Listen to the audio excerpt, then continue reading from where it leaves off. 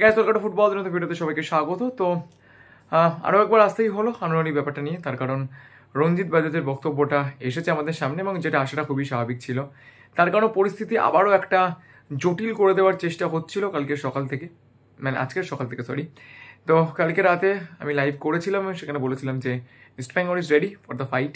Hearing করতে ইস্ট বেঙ্গল বা Delhi FC কারোর কোনো সমস্যা নেই, they are ready for everything and they are confident about their papers.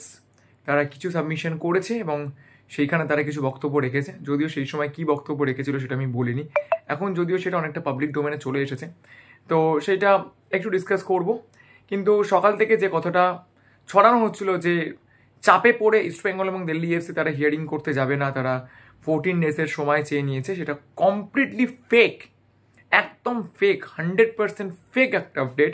ওই আপডেটের কিন্তু কোনো সত্যতা কোনো কিছুই কিন্তু ছিল না, ঠিক আছে? তো যাই হোক, তো ম্যাটারটা হচ্ছে কি, রঞ্জিত বাজাজ একটু আগে তিনি একটি টুইট করেছেন এবং সেখানে তিনি বলেছেন যে কালকে অ্যাজ পার কোর্স অর্ডার তারা হিয়ারিংয়ে যাবে এবং হিয়ারিংয়ে গেলে যার যেটা লিগাল রাইট রয়েছে, Mohun Bagan super giant stay order আনতে চাইবে আনোয়ারের ট্রান্সফারের উপরে। অন্যদিকে দিল্লি এফসি, ইস্ট বেঙ্গল তারা তাদের দিক থেকে যাতে স্টে অর্ডার না আসে সেটা তারা চেষ্টা করবে।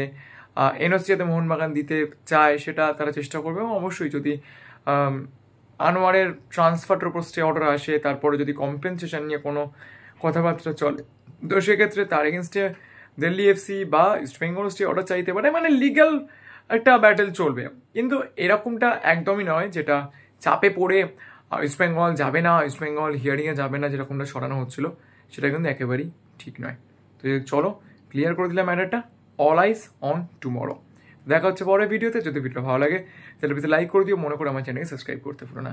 তো চলো এখন মধ্যে এই পর্যন্ত দেখা হচ্ছে পরের ভিডিওতে।